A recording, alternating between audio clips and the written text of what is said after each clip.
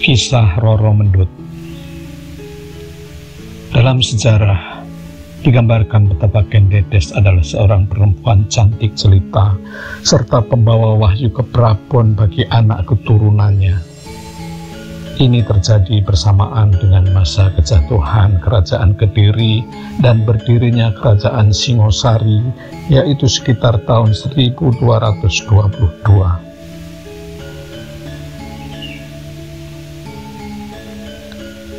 Kendedes ibarat perempuan ningrat pilihan para dewa, sehingga yang mengenal dan berani mendekatinya hanyalah kalangan yang terbatas. Akan tetapi, tanah ini juga mengisahkan adanya seorang perempuan yang elok rupawan yang datang dari kalangan rakyat jelata.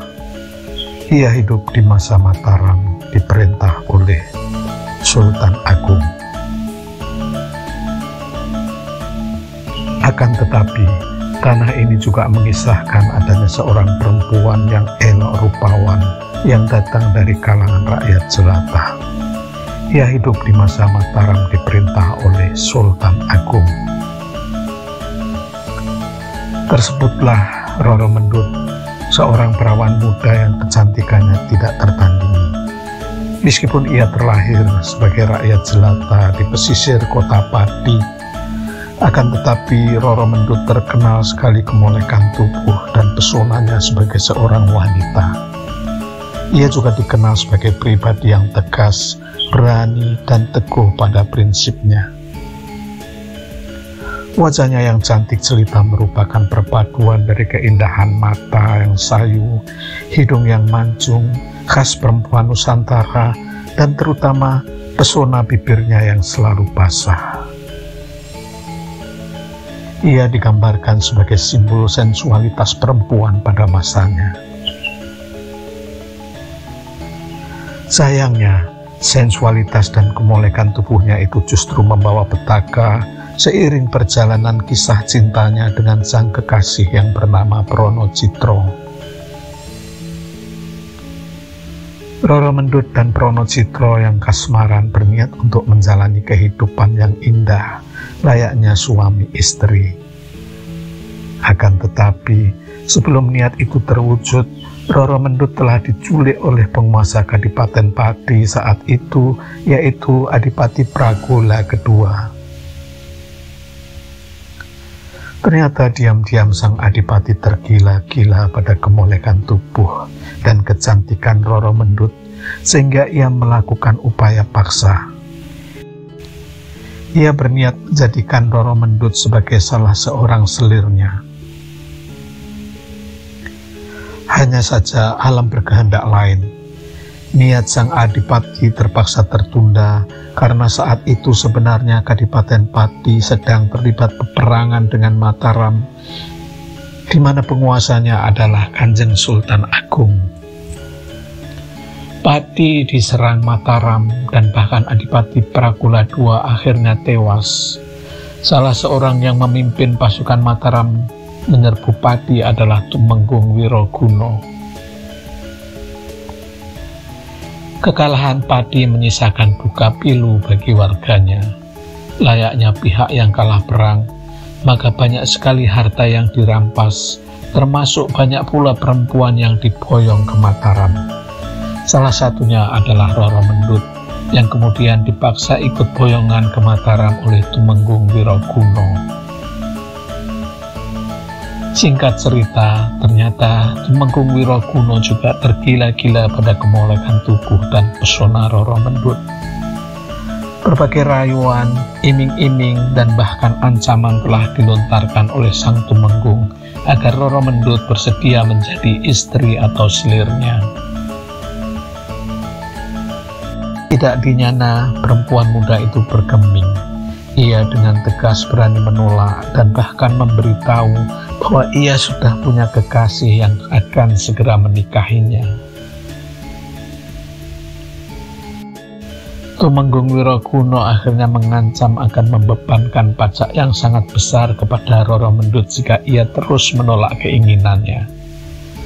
Tidak dijelaskan jenis pajak apa yang akan dikenakan oleh Tumenggung ini, karena sebagai perempuan rampasan perang, Seharusnya Roro Mendut justru tidak boleh terbebani. Roro Mendut ternyata setuju dan sanggup membayar pajak tinggi itu, akan tetapi ia minta agar diperbolehkan berkegiatan di luar Katemunggungan. Saat itu memang Roro Mendut dipingit di dalam Katemunggungan.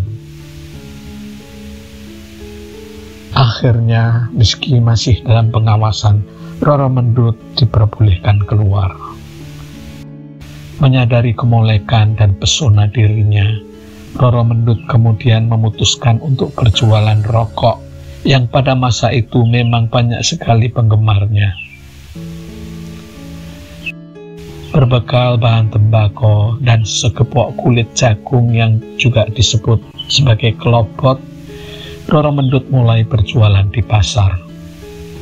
Uniknya, rokok yang ia jual adalah yang ia racik saat itu juga, dan cara merekatkan lintingan rokok itu adalah dengan menjilat dan menempelkan ludahnya ke bahan kelopot sebagai pembungkus rokok itu. Tak pelak hal itu menjadi perbincangan kaum lelaki, dan rokok Roro Mendut terjual dengan sangat laris dan harganya lebih mahal dibanding rokok pada umumnya. Bahkan konon, harga tegesan atau rokok bekas yang telah diisap oleh Roro Mendut sangat diburu dan terjual dengan harga yang sangat mahal. Entahlah, para lelaki itu menjadi pemburu ludah atau rokok bekas atau tegesan dari Roro Mendut. Pembicaraan tentang gadis elok penjual rokok itu akhirnya terdengar oleh Prono Citro yang memang sengaja mencari Roro Mendut ke Mataram. Sepasang kekasih itu kemudian kembali bertemu di pasar Mataram. Keduanya merencanakan untuk melarikan diri dari pingitan Tumenggung Wiroguno. Hal itu terdengar oleh Sang Tumenggung dan membuat hati Sang Tumenggung itu murka luar biasa. Esoknya, Prono Citro diculik dan bahkan kemudian dibunuh oleh orang suruhan Tumenggung Wiroguno. Jasadnya dikuburkan di sekitar timur kota yang sekarang disebut daerah Berbah. Kemudian Tumenggung Wiroguno yang kasmaran itu kembali melancarkan rayuannya. Ia bahkan menegaskan tidak mungkin lagi Roro Mendut mengharapkan cinta kekasihnya, karena pada kenyataannya Prono Citro sekarang sudah mati. Antara percaya dan tidak percaya, Roro Mendut minta bukti jika memang Prono Citro sudah mati. Di manakah makamnya? Maka oleh Ki Tumenggung Wiroguno diajaklah Roro Mendut untuk melihat makam atau kuburan Prono Citro. Kenyataan yang kemudian membuat Roro Mendut menangis histeris manakala mengetahui bahwa kekasihnya itu memang tewas dan kuburannya ada di hadapannya.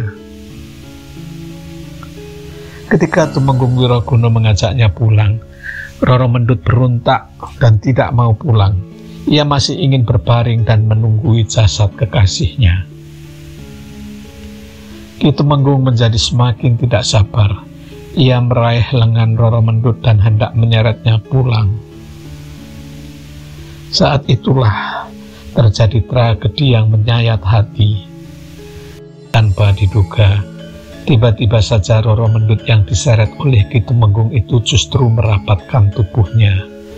Sekejap kemudian, tangannya justru berhasil menghunus pusaka keris yang selalu terselip di pinggang Ki Tumenggung Wiroguno. Lalu dengan sikap wuru, Roro Mendut mengayunkan keris itu membabi buta sambil berlari ke arah makam sang kekasih Prono Citro.